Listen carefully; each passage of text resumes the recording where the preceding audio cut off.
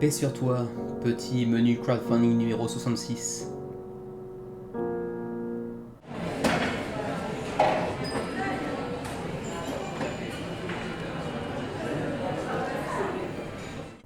Bonjour à toutes et à tous, c'est Kevin pour le Leadover. On se retrouve pour notre second rendez-vous hebdomadaire, à savoir celui du suivi du menu crowdfunding, l'émission dans laquelle je vous parle brièvement de tous les projets qui s'apprêtent à se terminer du côté de chez Kickstarter, GameFound et compagnie. Et oui, pour ceux qui sont les plus férus, les plus assidus sur la chaîne, vous aurez remarqué que, eh bien, tout à fait, le menu crowdfunding 66 n'a pas pu voir le jour, il est mort-né malheureusement. Problème de corruption de fichiers, dont j'ignore un petit peu l'origine et la raison. J'ai fait quelques tests suivant cet événement et puis tout s'est bien passé, donc vraiment je ne sais pas ce qui s'est passé sur celui-ci. D'autant plus que bon, il avait fait quand même 1h45, il était relativement long, relativement intéressant dans le sens où il y a quand même pas mal de projets que j'avais pas forcément vu venir, qui n'étaient pas mentionnés dans le sondage de la semaine. Mais bon, que voulez-vous, on reprendra le rythme normal bien évidemment pour le numéro 67 la semaine prochaine bien évidemment. Enfin la semaine prochaine, non, ce dimanche en réalité. Et du coup, sans plus tarder, on va aller voir de notre côté, dans le suivi du menu crowdfunding, les projets qui s'apprêtent à se terminer et ceux qui entrent également dans les 10 derniers jours de campagne. C'est parti.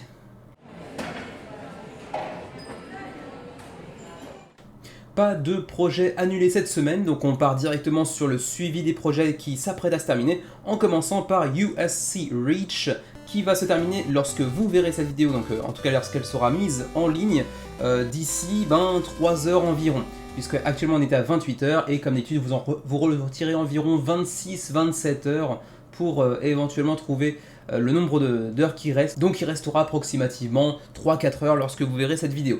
Je rappelle également que le projet est disponible en français, en tout cas les règles le seront, mais le matériel, lui, en tout cas le peu de texte qui figure sur les cartes comme ici, notamment sur les cartes de mission, où il y a un petit peu plus de texte, là par contre ce sera toujours en anglais, a priori il n'y a pas d'impression prévue en langue francophone, pour le moment en tout cas.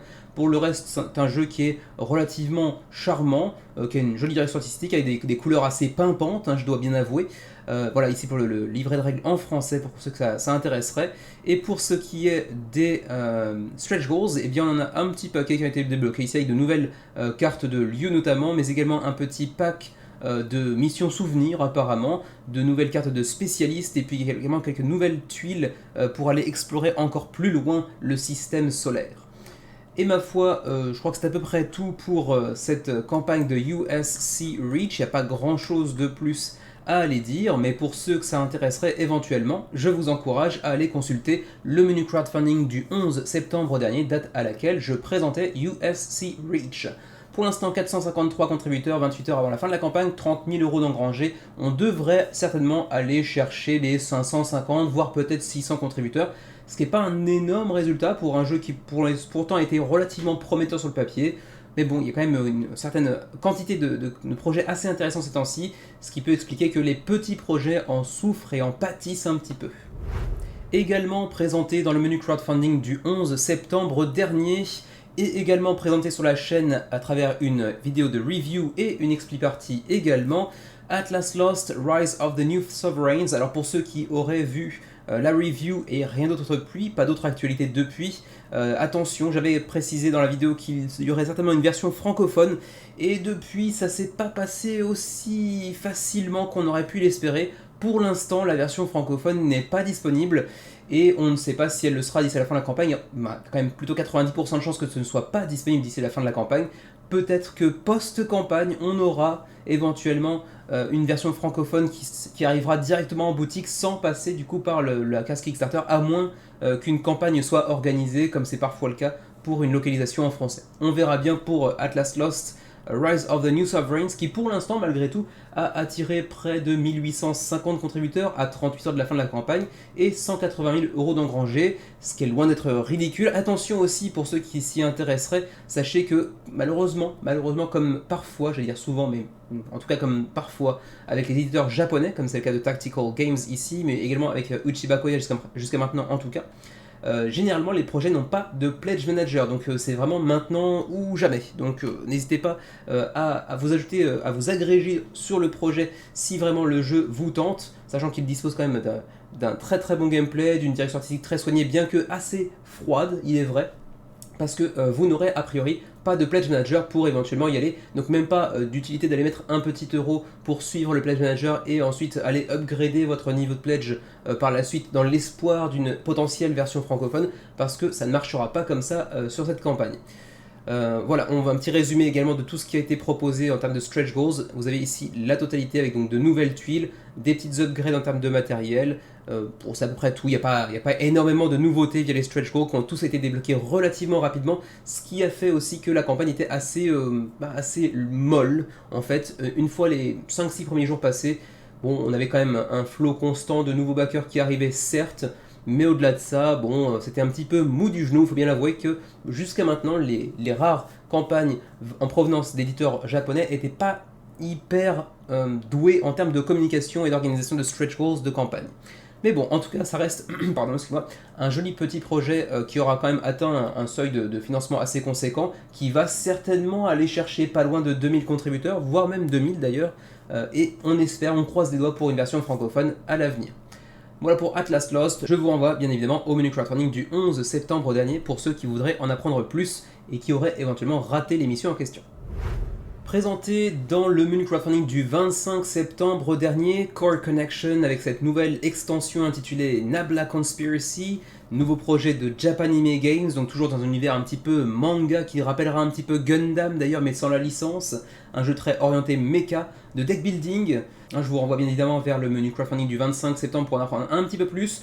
Ceci dit, bon, il n'aura pas tellement fait parler la poudre, hein, soyons honnêtes, 186 backers, 2 jours avant la fin de la campagne, 20 000 € d'engrangés. Bon, c'est pas extraordinaire, c'est pas non plus un échec extraordinaire non plus, mais bon, Japanime Games nous a habitués à faire des scores un petit peu plus conséquents, même si, bon, les campagnes sont d'intérêt fluctuant, on va dire, et pas toujours des plus intéressants. Mais bon, pour ceux qui s'intéressent éventuellement aux univers un petit peu à la Gundam par exemple, hein, aux mecha façon animée des années 90-2000, et à une esthétique très très orientée manga plus la mécanique de deck building, ça pourrait éventuellement être pour vous, mais attention, pas de version francophone pour cette campagne. Y avait-il des stretch goals? Apparemment non, donc ça me permet de passer directement au projet suivant. Présenté dans le menu crowdfunding du 11 septembre dernier également, Cult of Cthulhu, petit jeu de mots, a attiré 108 contributeurs pour ce petit projet suédois de jeu à identité cachée, qui a une direction artistique qui vend pas du rêve, le matériel non plus, le thème non plus, en tout cas pas pour moi, mais bon, pour 4 à 11 joueurs, 13 ans et plus, 15 minutes la partie, pour potentiellement les fans de jeux à identité cachée, il n'est pas impossible que ce soit un bon jeu au final, mais j'avoue que moi je suis passé complètement à travers, c'est tellement pas mon style de jeu pour être tout à fait honnête, mais bon, on lui reconnaîtra ce petit jeu de mots dans le titre qui pourrait quand même faire esquisser un léger sourire. Voilà pour Cult of Cthulhu, il reste 50 heures avant la fin de la campagne, soit un peu moins de 25 heures lorsque vous verrez cette vidéo, et pour l'instant c'est financé avec 108 contributeurs. Présenté le 18 septembre dernier dans le menu crowdfunding, Necromals a fait parler la poudre pour le coup, ou a fait parler la pâte à modeler devrais-je plutôt dire, puisque c'est ce jeu qui possède cette gimmick en termes de composants, d'utiliser de la pâte à modeler pour aller créer vos unités et les envoyer sur le champ de bataille. C'est assez unique, j'ai jamais vu ça avant dans un jeu de société, et en plus de ça, ça s'accompagne d'une direction artistique qui, si elle ne plaira pas à tout le monde, et d'ailleurs c'est mon cas, je suis pas très fan de l'aspect très flashy, très fluo, je reconnais malgré tout que la direction artistique est quand même très soignée, très joliment réalisée, et puis vraiment cette idée de la pâte à modeler pour créer vos propres unités, on va voir, on va attendre que, voilà, c'est bon, que le GIF se déclenche. Voilà, ça fait votre unité, et vous allez ensuite planter des petits sabres, des petites épées à l'intérieur pour marquer les blessures qu'il aura potentiellement pris dans le tronche. C'est relativement intéressant. Vous voyez aussi ici, pour rappel, que la version française sera disponible en termes de livret de règles. Pour ce qui est du matériel, est-ce qu'il y a beaucoup de texte? J'ai pas l'impression, donc ça pourrait potentiellement être une version francophone totale, hein, qui comprendrait le matériel. Parce que, éventuellement, si, ici, remarquez, c'est vrai que sur les plateaux de joueurs, il y a quand même un peu de texte. À voir si ça aussi, ça va être retranscrit en version francophone, ou si c'est seulement le livret de règles. Pour l'instant, on voit que c'est mentionné livret de règles. Donc, est-ce que le livret de règles seulement sera en français, ou est-ce que la totalité du jeu sera imprimée en version francophone? C'est un autre sujet. On va aller voir rapidement les stretch goals. S'il y en avait d'ailleurs, j'ai oublié de checker entre-temps. Oui, il y en avait quelques-uns. Alors, on a quelques petites upgrades de matériel, effectivement, quelques nouveaux artworks également, une petite amélioration également du rangement du jeu. Ensuite, on aura aussi une boîte pour l'extension qui permettra d'aller, comment dire, ranger la Series X1, 1X Spellbooks. Donc bon, je ne sais pas, il faudrait voir le jeu pour en savoir un peu plus, j'ai pas fouillé suffisamment, mais bon, une petite amélioration de matériel principalement durant la campagne, j'ai l'impression, et puis quelques petites variantes au niveau des armes également, avec de nouvelles armes qui viennent intégrer le jeu, de nouveaux artefacts également, et puis je crois que c'est à peu près tout. En gros, c'est quand même essentiellement des upgrades, des améliorations en termes de matériel pour un jeu qui déjà propose un matériel assez unique, assez innovant, qui je trouve est assez charmant, même si c'est pas ma cam, je reconnais qu'il y a vraiment de l'idée là-dedans. On va pour Necromolds qui aura fait une très belle campagne. On est sur une petite bouteille de rosé, hein, avec des petites cahuètes sur le côté. Hein, ça s'est très bien passé pour eux. Il reste 51 heures avant la fin de la campagne. Qu'en pensez-vous? Je suis curieux de voir vos retours. Moi, c'est pas un jeu pour lequel je vais backer parce que, malgré tout, l'univers, la direction artistique me plaisent pas outre mesure, mais j'avoue qu'il est particulièrement très bien fait et certainement très aguichant pour les joueurs susceptibles d'apprécier ce qu'on nous propose ici en termes de direction artistique, ce qui n'est pas mon cas, mais je concède que c'est quand même très très bien réalisé et très original. Et en plus de ça, ils sont quand même à près de 515 000 euros d'engrangés, ce qui est assez énorme. Très très beau résultat. Présenté dans le menu crowdfunding du 11 septembre dernier, la trilogie Hellas, Dies Irae et Mare Nostrum, 3 jeux avec le même concept mais décomposés en 3 parties pour faire cracher encore plus de thunes aux backers, ou simplement aussi pour proposer une expérience de jeu optimale à plusieurs comptes de jeu, puisque Hellas peut se jouer en solo ou à 2, Dies Irae à 3 si je me souviens bien, et Mare Nostrum à 4 ou 5, mais au final ça reste plus ou moins le même genre de jeu, hein, de conquête, de contrôle de territoire dans la zone de la mer Méditerranée de l'époque antique, de la Rome antique, de la Grèce antique et compagnie. C'est plutôt joliment réalisé a priori, j'aime bien les thématiques, mais bon, chaque jeu bien sûr a son propre prix, ils n'auraient pas pu faire un jeu plus complet contenant les 3 variantes, mais bon, on comprend peut-être aussi cette volonté d'optimisation de chacune des expériences, mais c'est malheureusement aux grandes dames des backers qui devront se vider de leur porte-monnaie si vraiment ils sont intéressés par les 3. Quoi qu'il en soit, version francophone disponible a priori, 155 contributeurs, 35 000 euros d'engrangés, 54 heures avant la fin de la campagne, on devrait atteindre les 200 contributeurs, mais ce sera quand même pas un énorme succès. Présenté le 25 septembre dans le menu crowdfunding, Dungeon Universalis revenait avec sa nouvelle extension New Challenges pour un dungeon crawler qui apparemment est un peu une référence en la matière avec une note générale de 8.9 sur BGG, ce qui est énormissime. Malheureusement pas disponible en français, en tout cas pas durant cette campagne. 3000 contributeurs pour l'instant, 57 heures avant la fin de la campagne, 313 000 euros d'engrangés. C'est quand même un très joli résultat pour Ludic Dragon Games qui avait préalablement sorti du coup le jeu de base de Dungeon Universalis à l'époque avec 2500 contributeurs, puis 4330 pour une seconde impression. Et du coup, on devrait certainement aller chercher un résultat entre les deux sur cette troisième campagne. Et c'est vrai que ça coûte assez cher. C'est pas très très joli personnellement, je trouve, hein, la direction artistique. Les illustrations sont pas mal. Le matériel, je suis beaucoup moins fan. Vous me direz ce que vous en pensez. Mais apparemment, pour tout bon fan de Dungeon Crawler, vous devriez éventuellement vous y intéresser. Parce qu'il semblerait quand même que c'est une référence à la matière, dirais-je. Ensuite, on va aller voir directement les stretch goals, si tant est qu'il y en ait durant la campagne, ce qui n'est pas toujours le cas, bien évidemment. Alors, est-ce qu'on va trouver quelque chose à se mettre sous la dent? J'ai pas l'impression. Si, c'est ici que ça se passe. Ouh, c'est présenté de manière pas très très agréable visuellement parlant. Il y a de nouvelles tuiles de terrain à aller consulter, à aller explorer dans les différents donjons auxquels vous serez confrontés. On aura aussi un concours Heralds of Dune, mais je ne sais pas ce en quoi consiste ce concours. Ensuite, aussi une nouvelle, on va dire une sorte de mini-roman qui aura été débloqué également pour les backers non hispanophones, puisqu'elle était déjà disponible pour les hispanophones à l'origine. Ensuite, on a de nouvelles cartes d'événements, de nouvelles cartes de tuiles à nouveau, de nouveaux objets magiques. En gros, on va enrichir le jeu sur ce qu'il possède déjà, donc beaucoup de nouveaux items, quelques nouveaux personnages peut-être également, quelques nouveaux sorts à utiliser, quelques nouvelles quêtes également, donc en gros un peu plus de ce qu'il y avait déjà à l'origine, mais rien d'absolument révolutionnaire dans le jeu de Dungeon Universalis. Pour l'instant, 3 contributeurs, pas de version française malheureusement, et il restera, devrais-je plutôt dire, une trentaine d'heures avant la fin de la campagne lorsque la vidéo sera mise en ligne. Bon, et bien celui-ci, je n'ai pas eu le temps de le présenter dans le menu crowdfunding puisque en fait ça date d'une semaine, mais il était arrivé un peu trop tard, j'avais déjà fini l'enregistrement. J'avais prévu d'en parler du coup dans le menu crowdfunding de la semaine suivante, mais pour les raisons que vous connaissez, je n'ai pas pu poster le menu crowdfunding 66, donc du coup j'en parle rapidement ici. Il s'agit de Nine Dice Kingdom, pardon, excusez-moi, un petit roll and write dans l'univers du jeu que vous voyez derrière moi, à savoir 9 Minute Kingdom, qui était moyen.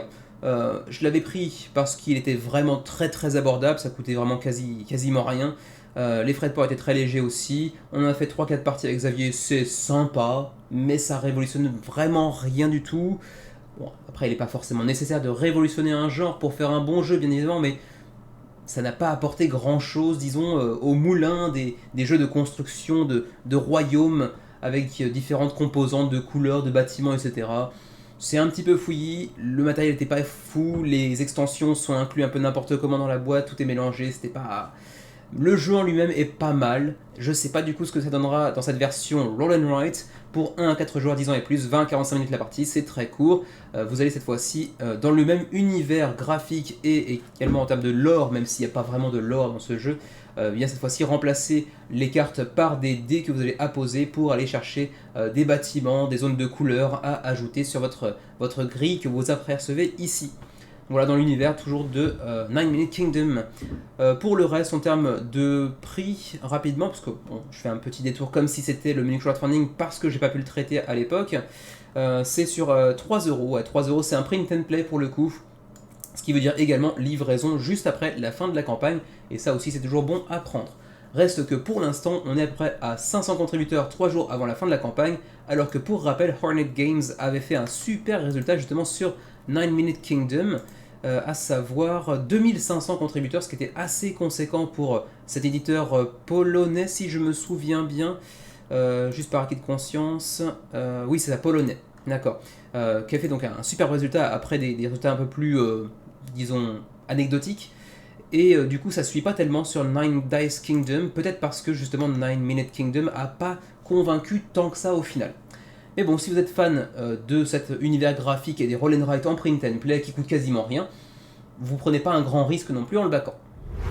Ah, pauvre petit menu crowdfunding numéro 66, dans lequel je parlais de Naturopolis, et je n'ai pas pu vous le présenter en réalité, puisque la vidéo a craché, bien évidemment. Mais bon, Naturopolis, comme d'habitude avec Button Shy Games, eh bien, ce sont des campagnes très courtes, très ramassées, ce qui veut dire que 3 jours après la supposée présentation du jeu qui n'a finalement pas eu lieu, eh bien on se retrouve directement dans le suivi du menu crowdfunding avec 4 jours précédant la fin de la campagne, et pour l'instant 3700 contributeurs, 100 000 € d'engrangés, c'est un énorme succès pour un Button Shy Games. Généralement ce sont des petits jeux très peu chers qui du coup font pas des scores extraordinaires en termes de financement, en termes de contributeurs plutôt, mais en termes de financement c'est quand même des jeux pas chers à produire, donc ça fait pas des scores énormes. 102 000 c'est quand même beaucoup pour Naturopolis, qui est le successeur, disons, de Sprawlopolis ou encore de Agropolis, je crois.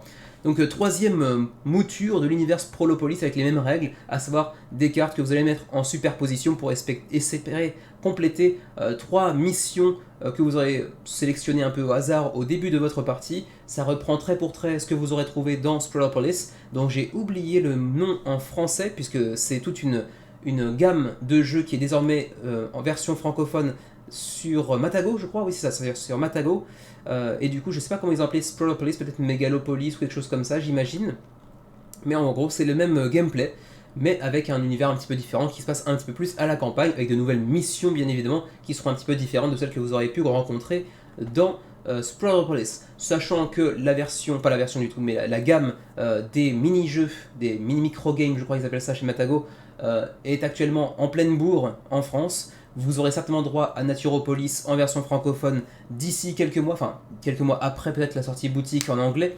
Donc je vous conseillerais plutôt d'attendre parce que les frais de port sont généralement pas très intéressants du côté de Barton Shy Games sur Kickstarter pour l'Union Européenne en tout cas. Mais attention aussi, généralement j'ai l'impression que la gamme des microgames chez Matago ne s'accompagne pas des extensions prévues durant les campagnes Kickstarter. Et ça c'est assez dommage parce que pour venir rajouter un petit peu de rejouabilité, de profondeur de gameplay, elles sont quand même vraiment souvent quasi essentielles. En tout cas par exemple pour la crypte de Sedlec, qui est un jeu qu'on ne présente plus sur la chaîne, on en a parlé un certain nombre de fois, les extensions viennent renouveler l'expérience et vous permettre d'avoir une plus grande rejouabilité aussi. Donc vraiment pour nous ça nous semble essentiel. J'ai l'impression que c'est pas le cas, il n'y a pas encore les extensions dans la version francophone. A voir ce qu'il en sera pour Naturopolis, qui en tout cas pour l'instant fait un excellent score, et en même temps c'est normal, Sprawlopolis étant jusqu'à présent leur jeu le plus populaire. Présenté dans le menu crowdfunding du 18 septembre dernier, c'est un projet francophone nous provenant de Belgique, à Bruxelles plus précisément, avec Omea Games, dont c'est la deuxième tentative pour Valrock, qui avait déjà fait l'objet d'une tentative sur Kickstarter il y a quelques mois, qui s'était soldée par un financement annulé, parce que un manque de contributeurs simplement. Et malheureusement, même si j'aimerais bien vous dire qu'il fait parler la poudre, qu'il a plié Kickstarter bien évidemment, je ne suis pas en mesure de vous le dire que pour l'instant on est à 12 000 € sur 20 000 nécessaires, 150 contributeurs approximativement à 5 jours de la fin de la campagne. Tout n'est pas perdu, mais c'est quand même très compliqué. Quand vous êtes à moins de 80% comme ça à la dernière semaine de campagne, c'est généralement que ça sent pas très bon, mais bon, avec un petit peu de chance on pourrait quand même y arriver.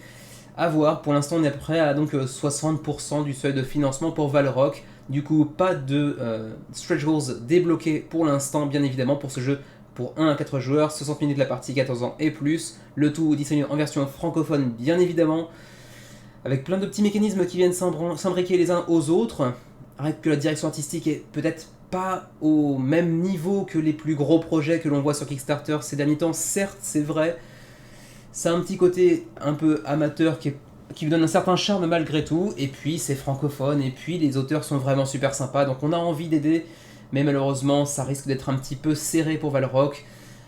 C'est toujours difficile de rater une deuxième campagne consécutivement, c'est pas encore acquis que ce sera le cas bien évidemment, je leur souhaite bien sûr le contraire, mais si c'était le cas c'est vrai que 2 fois consécutivement c'est assez compliqué. On verra bien pour Valrock, mais on leur souhaite de trouver 100 nouveaux contributeurs d'ici les 5 jours à venir bien évidemment. Présenté le 18 septembre dernier dans le menu crowdfunding, Pueblo, nouvelle création de Mojito Studio, un petit truc hispanophone j'ai l'impression, 872 backers pour l'instant, 5 jours avant la fin de la campagne. Pour un jeu du côté de GameFound en plus abstrait, c'est pas ridicule. On sait que GameFound a généralement un peu plus de mal à attirer un nombre de backers conséquent, donc du coup sur un jeu de ce type là c'est encore plus étonnant de les voir atteindre un tel score, c'est quand même pas mal du tout.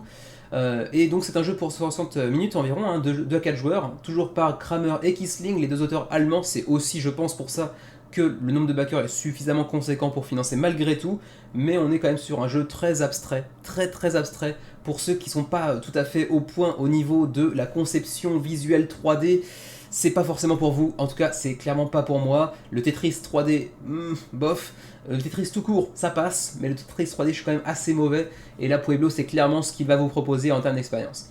10 ans et plus, 60 minutes, 2 à 4 joueurs pour ce qui est de l'expérience de jeu. Y avait-il des stretch goals? J'ai pas l'impression, je crois que tout était déjà débloqué d'origine, et du coup ça va me permettre de passer assez rapidement. Oui, ça c'est des add-ons, c'est pas des stretch goals, donc du coup on va pouvoir passer directement au projet suivant. Donc voilà pour Pueblo, il reste donc 5 jours, 4 lorsque vous verrez la vidéo en ligne pour ce petit jeu abstrait de Kramer et Kissling, 2 auteurs de renom malgré tout. Également présenté dans le menu crowdfunding du 18 septembre dernier, Age of Inventors, autre projet grec, comme on en voit assez souvent ces derniers temps, est dans une situation où, là encore, bon, les rouages sont un petit peu grippés. Bon, 900 contributeurs, c'est pas ridicule du tout, c'est un premier projet pour Meeple Pug, donc c'est quand même pas ridicule, mais c'est un jeu qui, à mon avis, avait le potentiel d'aller chercher bien plus que ça. On a manqué un petit peu de communication préalablement au lancement de la campagne, à mon avis. Ce qui fait qu'actuellement on se retrouve à moins de 50 000 € pour un jeu qui aurait certainement pu aller attirer 1500 voire 2000 contributeurs à mon avis, si ça avait été présenté un petit peu mieux, un petit peu plus en avant de la campagne. Il reste ceci dit moins d'une semaine, mais bon, on peut quand même aller chercher peut-être 1200, 1300 contributeurs, mais je pense que ça aurait pu faire beaucoup mieux que ça si ça avait été mieux présenté et surtout beaucoup plus tôt. Je pense qu'il y a pas mal de primo-éditeurs qui sous-estiment un petit peu l'importance de la pré-campagne, de la communication sur BGG, sur les différents réseaux. Et du coup, c'est un petit peu l'impression que me donne Age of Inventors, qui aurait pu et dû faire mieux à mon avis. Et malheureusement pour l'instant en plus, pas de version francophone pour ce jeu pour 14 ans et plus, 1 à 4 joueurs, 60 minutes la partie, qui rentrait dans une catégorie de jeux que moi j'apprécie pas mal, à savoir des jeux assez faciles à sortir dans le sens où ils sont pas très longs, relativement faciles à prendre en main, même s'il y a une vraie profondeur stratégique également. Mais bon, malheureusement, c'est un petit peu décevant en termes de résultats malgré tout, même si on leur souhaite d'aller chercher un maximum de stretch goals d'ici la fin de la campagne, bien évidemment. En parlant de stretch goals, les voici, il y en a 18 sur 28 qui sont pour l'instant débloqués. Bon, le premier étant juste le financement de la campagne, bon, ok. Ensuite, on a aussi une nouvelle tuile qui vient s'ajouter, un nouvel inventeur avec Samuel Morse et bien sûr son code, le Morse, qui ont été débloqués également. On a aussi un petit pack d'expérience qui a été débloqué. J'ai switché entre le français et l'anglais, du coup ça a donné un Glooby-Boulga mélangeant les deux. Ensuite, le mode solo qui a été débloqué également, ça c'est super intéressant. La finition, le linen finish comme on dit en anglais sur les cartes, donc l'espèce de maillage, c'est très sympa. Ensuite, la fission nucléaire qui a été ajoutée aussi en termes de technologie. Ensuite, breaking news, donc des événements qui viendront altérer le cours de votre partie et qui viendront donc changer le gameplay total de la globalité du jeu, c'est super intéressant, qui a été ajouté. Nouveau pack d'expérience, ensuite nouveau pack d'équipement également, ensuite l'aspirine, un mode pour les enfants, ça c'est super sympa également, parce que c'est vrai que c'est un jeu qui dispose d'une certaine profondeur de gameplay, mais apparemment avec un petit mode conçu spécifiquement pour jouer à partir de 6 ans et plus, avec un petit module qui simplifie un petit peu les règles, j'ai l'impression. Nouvel inventeur, hein, Charles Whitstone. Ensuite, l'ordinateur, nouveau pack de news, donc de nouvelles, de journaux, disons, qui pourront donc modifier le cours du jeu. Ensuite, pack C d'expérience, pack B d'équipement. Ensuite, Rudolf Diesel, l'inventeur du diesel, hein, du moteur à diesel. Ce seront les deux prochains stretch goals de la campagne, Rudolf Diesel et son moteur diesel, donc qui pour l'instant ne sont pas encore débloqués, mais ça devrait pouvoir venir incessamment sous peu. Et il y en a donc encore une dizaine derrière, potentiellement, en fonction du nombre de backers qui viendront bien s'agréger à ceux déjà présents pour la campagne. Voilà pour Age of Inventors, 900 contributeurs, 6 jours avant la fin de la campagne, c'est la dernière fois qu'on en parle, mais pour autant il reste suffisamment de temps pour aller débloquer certainement les derniers stretch goals. Résultat un petit peu décevant pour un jeu qui, au final, quand même reste super intéressant et que j'aimerais bien tester un jeu. Présenté dans le menu crowdfunding du 25 septembre dernier, Fateforge Chronicles of Khan, c'était le nouveau projet de Mighty Boards, que vous connaissez certainement, hein, peut-être l'éditeur principal de David Cherkop, même s'il a aussi, je crois, une deuxième édition pour laquelle il bosse, mais pour laquelle il n'est pas le gérant principal, disons, pour laquelle il avait notamment fait la quête du bonheur, si je me souviens bien. C'est d'ailleurs lui l'auteur de la quête du bonheur. Mais pour Mighty Boards, vous les connaissez principalement pour Excavation Earth peut-être, ainsi que pour Hamlet qui avait fait un super résultat il y a quelques mois, avec près de 10 000 contributeurs. C'était vraiment un très beau résultat pour Hamlet, avec ses tuiles dans tous les sens de construction de village, qui était en plus de ça avec une très belle direction artistique. Quoi qu'il en soit, Fateforge Chronicles est un jeu assez ambitieux en campagne, mais avec des parties relativement courtes, que je présentais dans le menu crowdfunding du 25 septembre dernier, avec ces campagnes, avec une session de jeu de moins d'1 heure, donc assez intéressant en termes de concept, de faire un jeu en campagne, mais avec des sessions de jeu assez courtes, ce qui donne aussi la possibilité de faire plusieurs sessions d'un seul coup, bien évidemment. Mais au-delà de ça, vous l'avez vu, hein, le jeu ne fait pas un succès extraordinaire. On est actuellement à 1611 contributeurs, 7 jours avant la fin de la campagne, 140 000 € d'engrangés, c'est loin d'être ridicule, mais c'est pas extraordinairement énorme non plus. Je m'attendais à bien plus. Pour être tout à fait honnête, je m'attendais à un jeu qui finirait autour de 3500, 4000 contributeurs, et je pense qu'on est assez loin d'être en mesure d'aller chercher un tel score. Peut-être 2500 grand max à mon avis. Ceci dit, la version française sera disponible durant la campagne, enfin durant le Pledge Manager. En fait, vous choisirez votre langue dans le Pledge Manager. Donc pour ceux qui s'y intéressent et qui pensent que le jeu le mérite, foncez dessus, il est en français. Ce sera pour 1 à 4 joueurs, hein, pour le rappel, 14 ans et plus, 20 à 30 minutes par combat et 10 à 15 minutes par scénario. Donc en gros, vous regroupez les deux trucs, hein, combat plus scénario, et ça fait environ 45-50 minutes par partie environ. Donc très belle direction artistique qui plus est. Ensuite, y avait-il des stretch goals? Je suis passé un petit peu trop rapidement tout à l'heure quand je préparais l'émission, du coup je suis passé au travers des stretch goals. Est-ce qu'on va trouver un truc là-dedans? J'ai pas l'impression, mais je... Si, voilà, c'est ça. Ok, alors, donc on aura une nouvelle tuile de lieu, on aura aussi un nouveau pack d'armes à disponibilité des héros, toujours bon à prendre. Ensuite, des petites gemmes qui ont été upgradées en termes de matériel, un peu plus classieux, disons. Ensuite, des cartes de héros chats. Ok, allez savoir. Ensuite, un pack d'ennemis supplémentaires. Ensuite, un pack d'items magiques supplémentaires. Un nouveau héros, toujours très bon à prendre également pour aller à chercher encore un peu plus de rejouabilité et puis aussi un peu plus d'intérêt, de profondeur de gameplay avec un nouveau personnage qu'il faudra apprivoiser bien évidemment. Il s'agira du noble qui viendra bien évidemment avec ses 18 cartes de compétences, sa miniature, etc. Ensuite, une side quest, donc une quête annexe. Première apparemment sur un certain nombre, j'imagine qu'il va être bloqué. Oui, il y en aura déjà une autre ici également. Ensuite, nouvelle tuile de lieu avec une bibliothèque. Et j'imagine qu'on aura encore plus de stretch goals à débloquer d'ici quelques temps. Ne serait-ce que parce qu'on avait vu ici side quest A, B. Ça veut dire qu'il y en aura certainement encore d'autres derrière. Peut-être encore un nouveau héros, allez savoir, pour aller jusqu'à 6 par exemple. Ou encore ici Enemy Pack 1. Donc ça voudrait dire que théoriquement il y aura aussi un Enemy Pack 2, voire 3, voire 4. Donc ça pourrait être assez intéressant de venir s'agréger à la campagne pour aller débloquer encore plus de contenu. Mais bon, voilà pour Fate Forge pour l'instant. 1612 contributeurs, 7 jours avant la fin de la campagne, donc 6 lorsque vous verrez cette vidéo. C'est donc la dernière fois que vous le voyez sur le suivi du menu crowdfunding. On entre maintenant dans la catégorie des jeux que l'on retrouvera une toute dernière fois dans le suivi du menu crowdfunding, puisque comme vous le voyez, il reste un petit peu plus d'une semaine. Il s'agit ici de Project Ironside, un projet de table de jeu un petit peu façon Ikea, mais qui nous vient du Canada, et plus précisément de Cloud Puncher Games, ou Store My Board Games également d'ailleurs. Je ne sais pas de quoi il s'agit, quel est le nom de l'éditeur précisément, mais vous les connaissez certainement puisque c'est eux qui étaient derrière le Lax Rax que j'avais déjà présenté il y a environ un an pour agrémenter votre Kallax de compartiments individuels pour chacun de vos jeux, ce qui était quand même très très sympa. Et puis également des petites tours de tokens, mais bon on s'en foutait un petit peu ça pour le coup. Et puis également une sorte de concurrence au Kallax qui s'appelait Box Throne, qui avait fait un joli résultat également. Et donc ils nous reviennent cette fois-ci avec une table de jeu, avec un prix relativement modeste, sur le papier, hein, je le rappelle, on l'avait déjà dit dans la présentation du menu crowdfunding du 28 août dernier, hein, date à laquelle j'avais présenté le projet. C'est pas cher sur le papier, effectivement, on vous dit 399$, hein, juste 399$, donc effectivement pas 2000, sauf que si vous ajoutez tous les petits add-ons, toutes les petites, comment dirais-je, les petits gadgets en plus qui viennent faire de votre table une vraie table de jeu super économique, super pratique, ben finalement on n'est pas si loin des 2000$ en réalité, et du coup ça se justifie, hein, vous le voyez ainsi, 4400 contributeurs, 4 millions d'euros engrangés. Vous vous doutez que c'est pas avec 400€ la table qu'on se retrouve avec des scores pareils. Puisque, allez, on va quand même sortir la Caltos au cas où, hein, parce que j'ai quand même envie de vérifier par curiosité.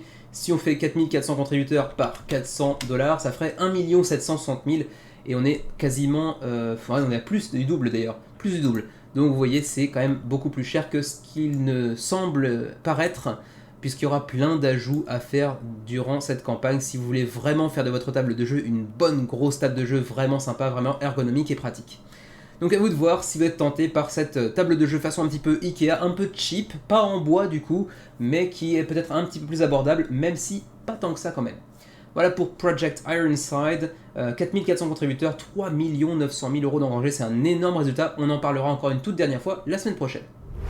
Présenté dans le menu crowdfunding du 18 septembre dernier, Sparta, hein, This is Sparta, comme dirait l'autre, a attiré 444 contributeurs, 8 jours avant la fin de la campagne, donc on en reparlera encore une dernière fois la semaine prochaine. C'est un jeu qui se joue en solo ou jusqu'à 2 joueurs maximum, idéalement à 2 joueurs, c'est vraiment conçu pour une expérience 2 joueurs 1 contre 1. C'est assez atypique dans ce sens-là, parce que c'est vraiment un jeu long, on est sur du 2 à 3 heures, pour 2 joueurs en face à face ou potentiellement en solo, pour 14 ans et plus, avec un matériel assez joliment réalisé, une direction artistique plutôt soignée. On aime ou on n'aime pas, c'est vrai que les illustrations sont un petit peu baveuses, j'ai envie de dire. Mais au-delà de ça, le jeu a l'air d'être assez sympa, mais c'est vraiment assez atypique. Hein. Le coup des 2-3 heures la partie pour du 2 joueurs exclusivement, même s'il y a un mode solo, c'est assez particulier, et du coup ça n'a pas attiré tant de monde que ça. 444 contributeurs comme vous le voyez. Il reste 8 jours avant la fin de la campagne, donc on atteindra certainement les 600, peut-être 650, on verra. Mais bon, c'est financé en tout cas avec 30 000 € d'engrangés. On parlera éventuellement des stretch goals la semaine prochaine. La même semaine d'ailleurs, le 18 septembre dernier, je présentais également Factions of Soul, projet qui nous vient de Mark IV Games, de Mark IV Games peut-être, qui nous vient des États-Unis. 322 contributeurs, 9 jours avant la fin de la campagne, 28 € d'engrangés, c'est largement financé, c'est pour 1 à 4 joueurs, c'est pour 12 ans et plus, 120 minutes la partie, c'est assez long, et vous le voyez, c'est pas très joli non plus. Hein, je vais pas non plus cracher sur le jeu, c'est pas vilain, mais c'est pas très beau. Au-delà de ça, pour ce qui est du gameplay, je vous renvoie bien évidemment vers le menu crowdfunding du 18 septembre dernier dans lequel je présentais le jeu. Est-ce que vous en serez, est-ce que vous en serez pas? Est-ce que vous êtes amateur de jeux qui se passent dans l'espace intersidéral de notre galaxie et plus loin encore, hein, Buzz Lightyear? Je ne sais plus quoi dire. Voilà, c'est fini pour Factions of Soul, on en reparle la semaine prochaine avec les stretch goals et compagnie. Mais que voulez-vous, l'espace, c'est pas tellement pour moi.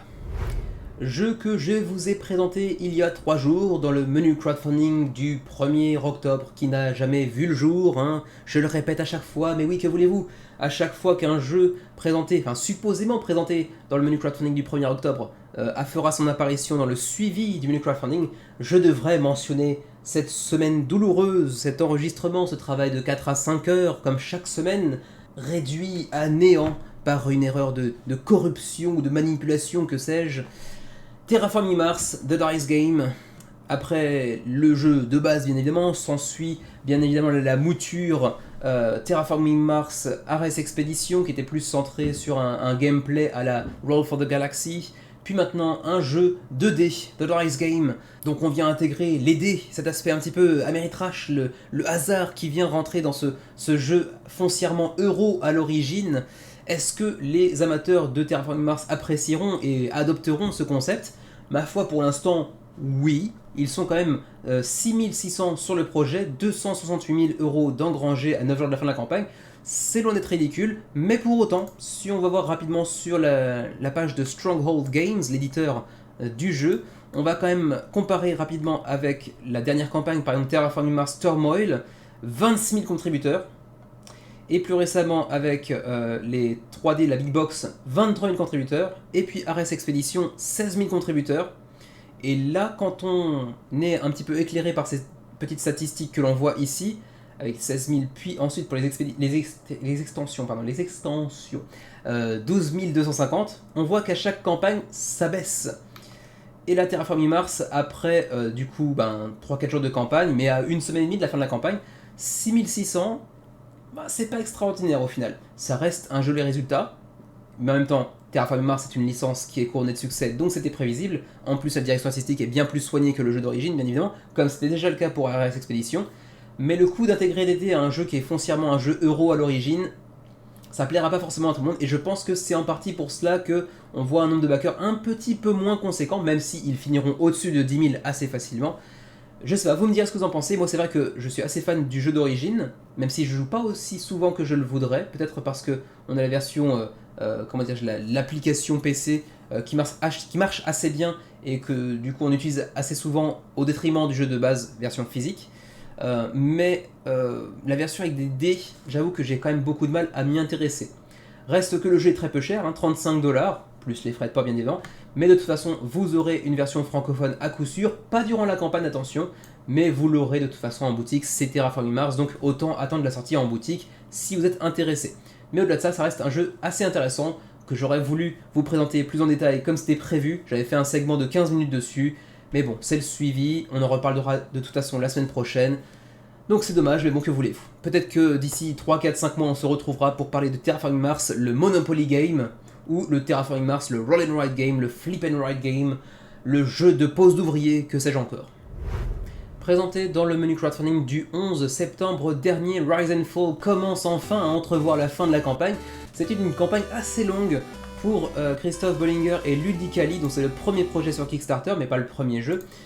Et donc pour l'instant 1244 contributeurs 9 jours avant la fin de la campagne, près de 150 000 € d'engrangés, ce qui est quand même pas mal du tout, mais c'est vrai qu'on aurait pu espérer mieux, et peut-être aussi parce que le prix est un peu trop conséquent.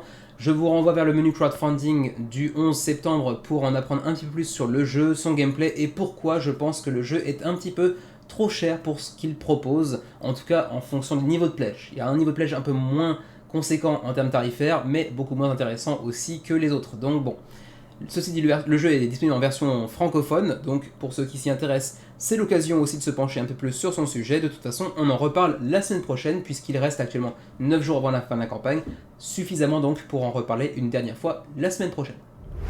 Encore un jeu qui était censé être présenté il y a 3 jours dans un potentiel menu crowdfunding du 1er octobre, qui n'a malheureusement pas vu le jour. Paix à ton âme encore une fois, mais que voulez-vous hein, je regrette, je suis triste. Quoi qu'il en soit, Kingmaker, c'est un remake, une nouvelle version d'un jeu sorti en 1974, ouais, c'est ça, 1974, remis au goût du jour avec une direction artistique un petit peu plus soignée, avec un petit peaufinage des règles bien évidemment, qui vous place dans l'Angleterre de l'époque de la guerre des Roses, une époque historique assez intéressante pour le Royaume-Uni, qui vous permettra également de revivre potentiellement cette expérience de la guerre des Roses. À vous de voir si ça peut vous tenter. Ça reste assez vieillot, je trouve, malgré la mise à jour, disons, en termes de direction artistique. Disons que pour un jeu de 74 mis au goût du jour, ils l'ont mis au goût du jour des années 2000. Donc peut-être que quand on sera rendu en 2040, on aura une version au goût du jour des années 2020. À voir. Mais bon, c'est pas vilain, le matos est pas extraordinaire, mais c'est quand même, c'est vrai, une augmentation qualitative comparativement au jeu d'origine. J'essaie de retrouver, il y a un petit comparatif quelque part qui se trouve dans la campagne pour faire la comparaison entre les deux. Voilà, c'est ici. Donc le dos des cartes par exemple, les cartes sont un petit peu mieux présentées, c'est vrai, les illustrations sont un petit peu plus jolies, mais ça reste quand même assez vieillot pour être honnête. Mais bon, si on est fan d'histoire, et si on est fan de jeux de contrôle du territoire, de guerroiement et de diplomatie avec des petits coups bas, etc., ça peut éventuellement être pour vous. Pour l'instant, près de 1000 contributeurs ont succombé à la nostalgie, ou à la nostalgie d'une époque où ils étaient peut-être pas nés d'ailleurs, à voir. Mais en tout cas, il reste 10 jours avant la fin de la campagne, et pour l'instant 86 000 € d'engrangés, on en reparle donc la semaine prochaine. Autre jeu que je devais présenter il y a 3 jours, mais bon, que voulez-vous, hein, voilà, c'est comme ça. Faites-vous-y, parce que moi je ne m'y fais pas. Il s'agit de Temple of Horrors qui nous vient de Gyokix, un éditeur italien qui, à chaque fois que je vois son nom, me fait penser à des gnocchis. Ouais, les stéréotypes ont la vie dure, mais que voulez-vous hein, ils s'appellent Gyoki, ils sont italiens, forcément je fais la connexion, hein, moi, bon, qu'est-ce que vous voulez hein, c'était mon QI à 2 chiffres qui parle. 460 backers pour l'instant, 40 000 € d'engrangés, c'est pas si mal, 10 jours avant la fin de la campagne, pour un jeu de dungeon crawler pour 1 à 4 joueurs, 90 minutes la partie, 14 ans et plus, une version avec et une version sans les miniatures. Le prix change du tout au tout, attention. Par contre, il y a un truc à noter particulièrement qui est assez important en termes de gameplay, c'est que malgré un jeu relativement bien produit, relativement joli, il s'accompagne d'un mécanisme assez particulier, assez peu vu dans le dungeon crawler, peut-être aussi pour une raison, hein, me direz-vous, c'est que les combats vont se faire avec de la dextérité, de l'adresse. Sur cette petite piste ici, vous allez mettre des pichenettes à des cubes en bois, et selon l'emplacement et la couleur sur laquelle il va reposer au bout de sa course, eh bien, vous ferez plus ou moins de dégâts ou plus ou moins de points de défense face aux attaques adverses. Bon, c'est un choix, c'est assez original, on pourra au moins lui reconnaître ça, mais c'est vrai que pour un dungeon crawler, c'est pas un mécanisme que je voudrais personnellement appliquer. Vous me direz si ça vous intéresse, si vous trouvez justement ce concept intéressant. 460 backers en sont pour l'instant du côté de chez GameFound pour cette deuxième édition de Temple of Horrors. Bon, c'est pas un extraordinaire score, mais malgré tout, bon, à 10 jours de la fin de la campagne, je peux imaginer assez aisément qu'ils iront choper les 750 voire 800 backers à l'emporte-pièce, et c'est déjà pas si mal. Et pour terminer aujourd'hui, un autre projet qui aurait dû être présenté il y a 3 jours, mais qui n'a pas pu l'être.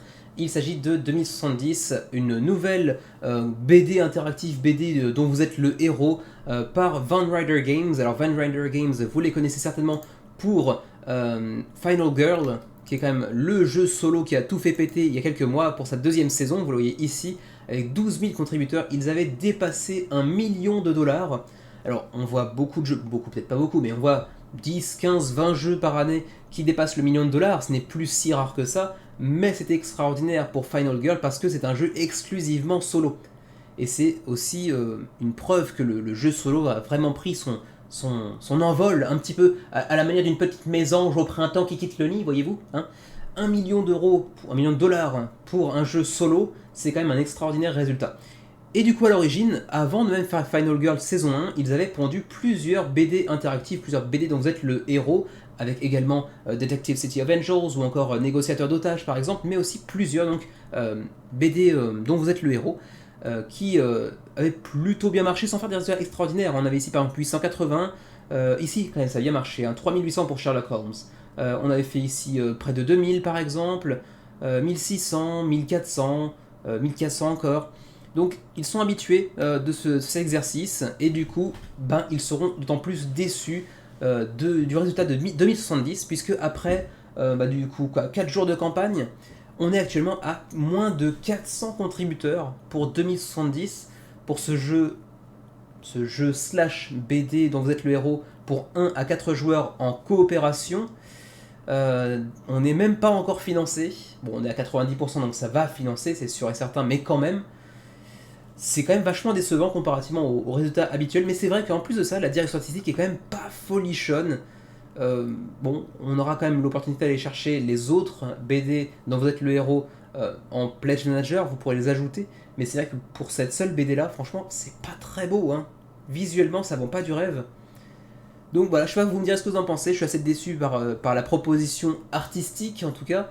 Mais à l'origine, c'est pas forcément un type de jeu qui, moi, m'attire outre mesure, les BD dont vous êtes le héros.